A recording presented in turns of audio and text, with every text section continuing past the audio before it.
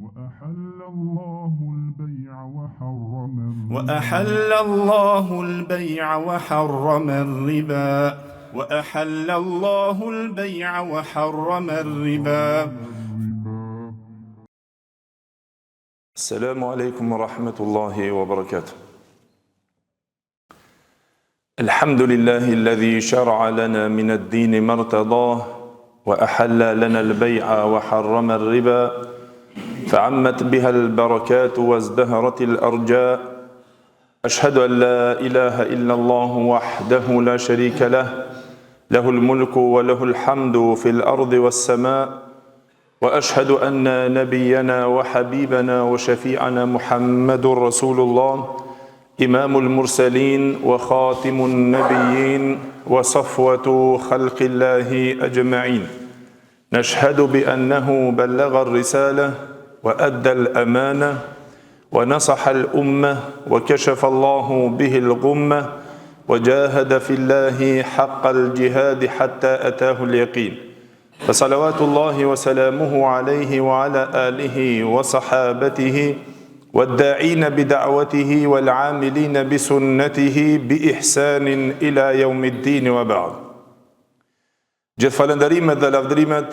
I takojnë Allahu xhalla xjalaluhu, salavatet dhe selamet I përcjellim të dashmurit ton Muhammedit sallallahu alaihi wasallam, familjes së tij, shokëve të tij dhe gjithë ata të cilët pasojnë rrugën e tyre më të mirë deri në ditën e gjykimit. Të nderuar vëllezër, me të vërtetë se një nga begatit më të mëdha të cilët Allahu xhalla xjalaluhu ne I ka dhuruar neve është se na ka dhuruar dinin dhe fen e cila është gjithëpërfshirëse, që përfshin çdo aspekt të jetës sonë, ke ajo e madhe apo ke ajo e vogël, madje edhe deri në disa çështje të cilat dikush ndoshta I konsideron si të thjeshta apo të zakonta, por nuk ngeli dhe në to pa na I sqaruar dhe pa na I shpjeguar se çka është në to halal dhe çka është në to haram, çka lejohet në to dhe çka ndalohet në to. Dhe se padyshim se kjo është mirësia e Allahu xhallal xjalaluhu që na ka dhuruar neve dhe na ka bërë pjesëtar të këtij dini dhe të kësaj feje, e që na si musliman ja vlen që të interesohemi se çka na ka porositur Allahu xhallal xjalaluhu dhe I dërguari I tij dhe si na shpjeguan dietarët këto çështje e veçanërisht në ato në të cilën vetëm jemi duke shpjeguar dhe duke treguar, siç folëm në dersin e kaluar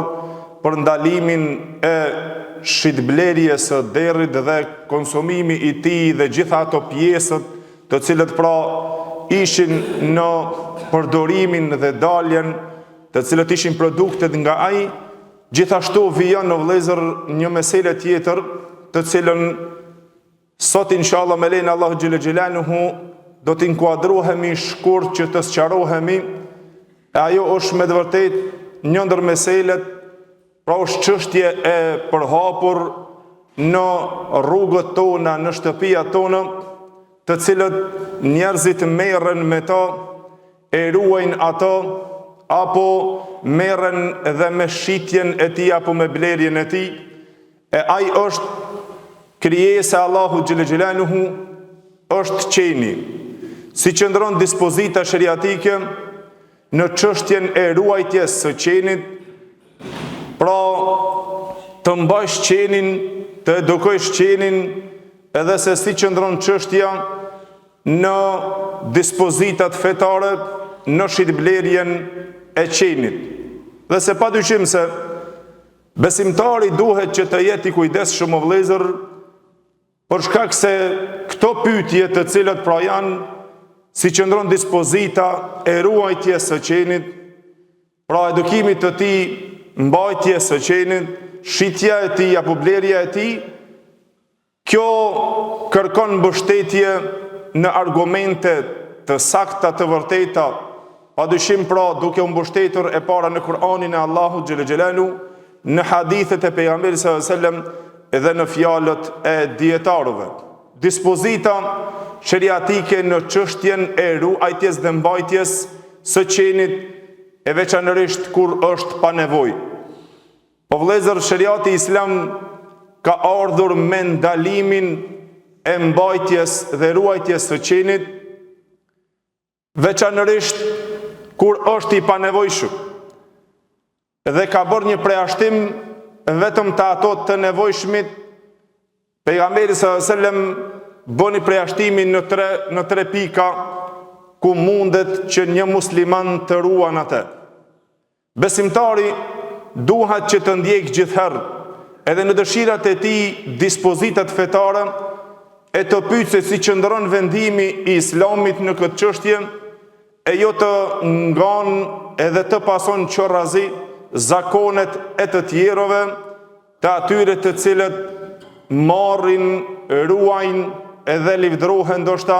me ruajtjen dhe me mbajtjen e qenit. A kanë folur diçka?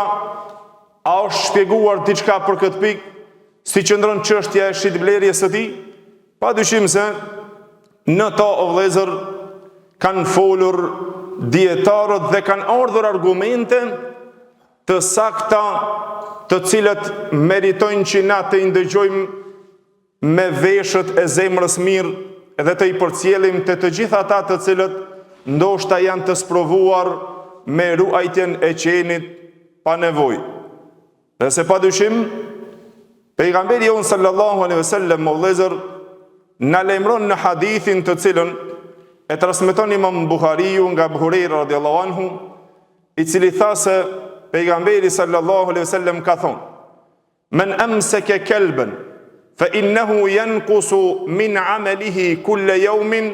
qirat illa kalbi harithin aw mashia." Pejgamberi sallallahu alaihi wasallam tha, kushdo i cili e merr për ta ruajtur një qen, kushdo i cili mban një qen, i cili është i panevojshëm, nuk është nga ato qen të cilët e preashtoi pejgamberi sallallahu alaihi wasallam qeni që është për tokën, për mbjelljen, për bujqësinë, që ruan bujqësinë e kështu me radhë, që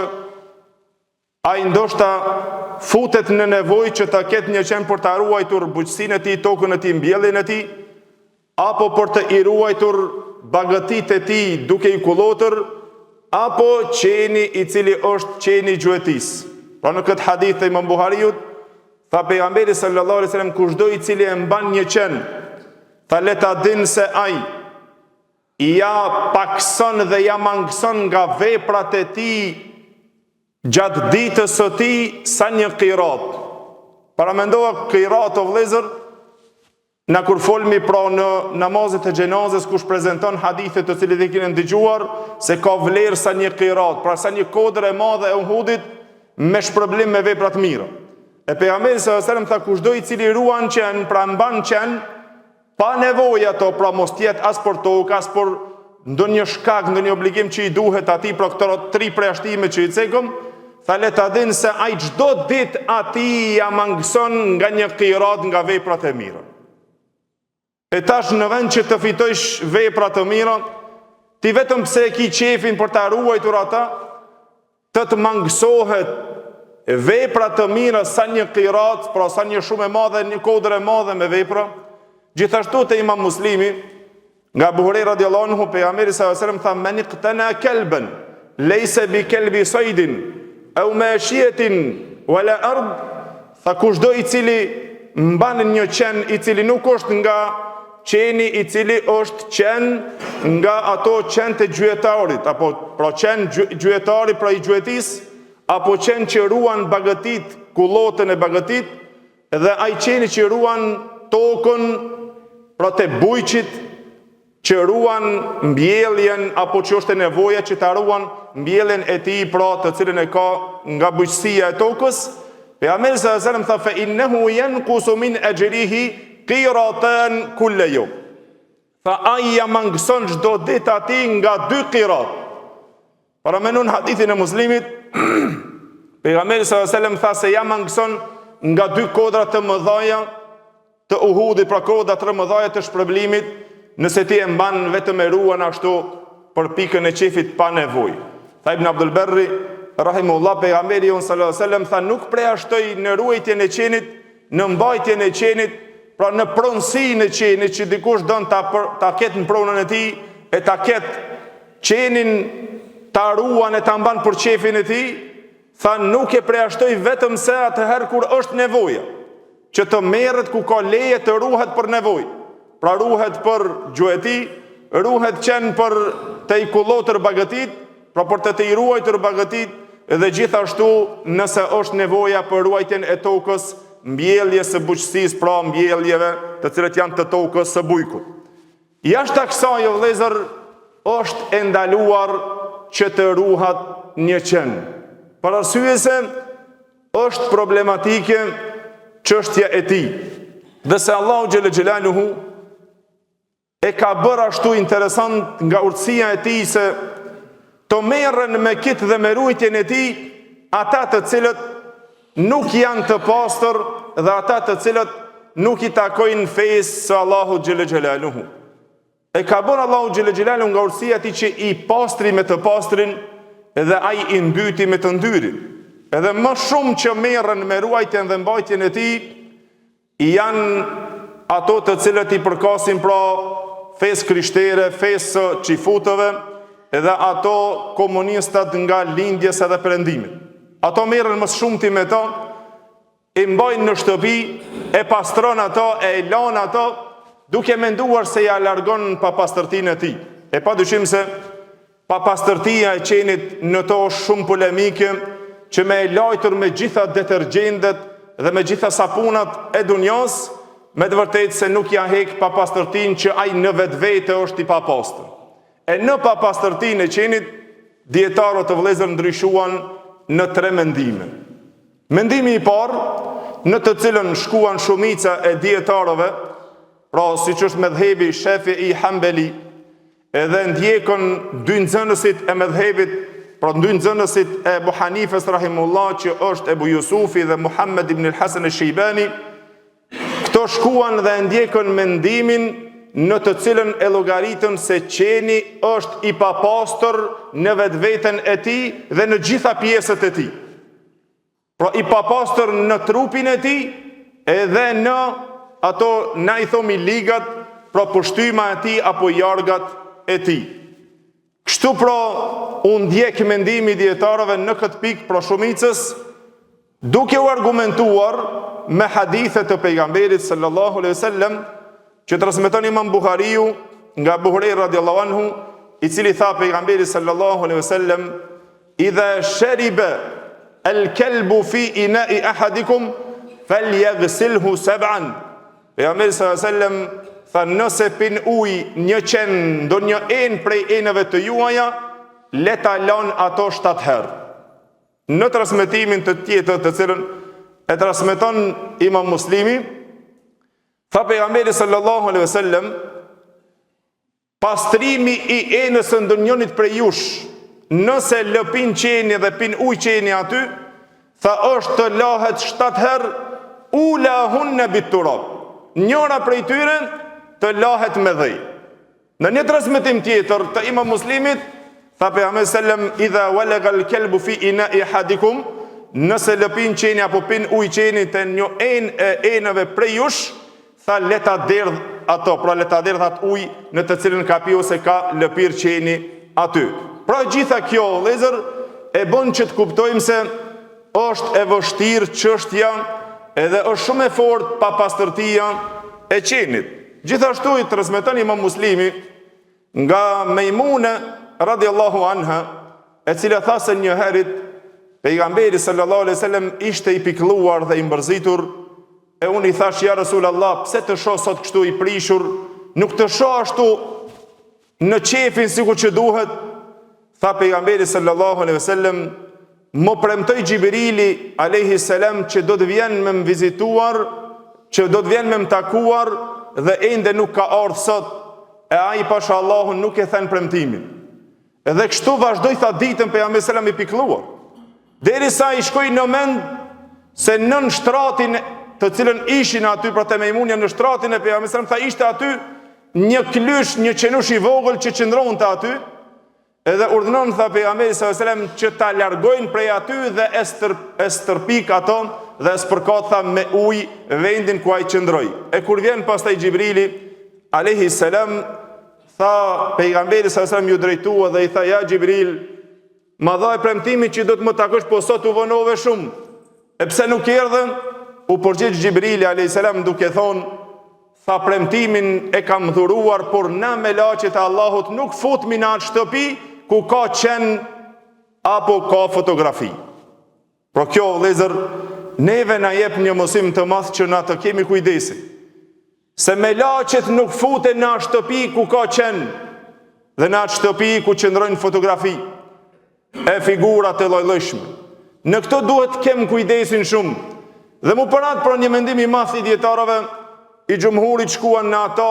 pra duke u bazuar për me këta argumente në papastërtinë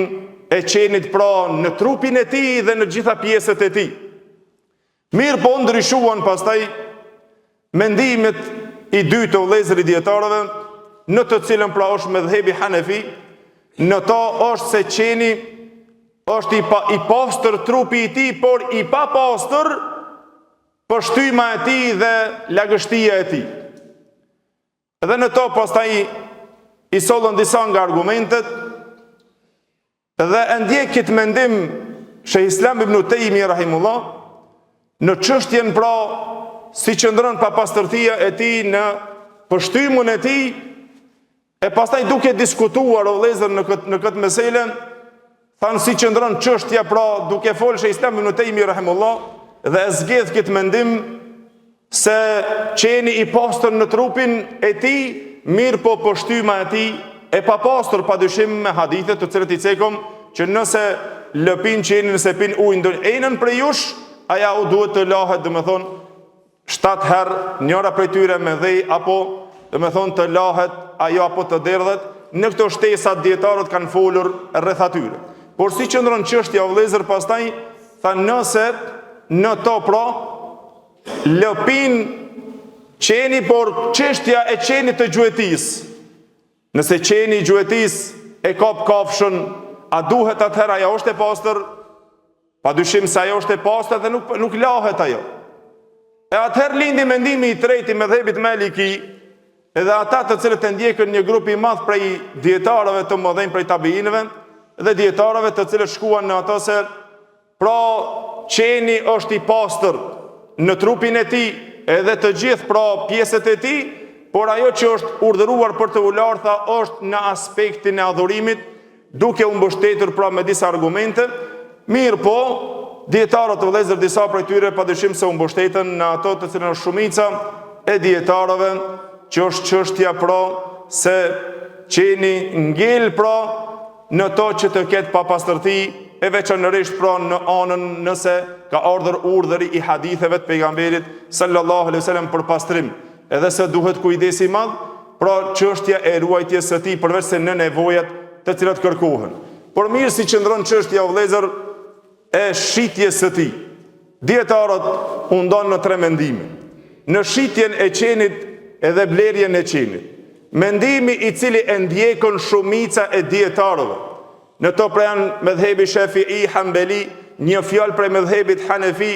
edhe ajo që është bazë medhhebit Maliki, edhe pastaj ndjekon medhhebi Dhahiri, e ndjekon një grup i madh i selefëve të parë të cilët ishin sahabët e pejgamberit sallallahu alajhi wasallam, edhe pastaj tabiinët sikur që ishte Abu Huraira, Hasan al-Basriu dhe shumë dietarë domethënë të tjerë të cilët e pasuan mendimin në ato se është e ndaluar shitja e qenit.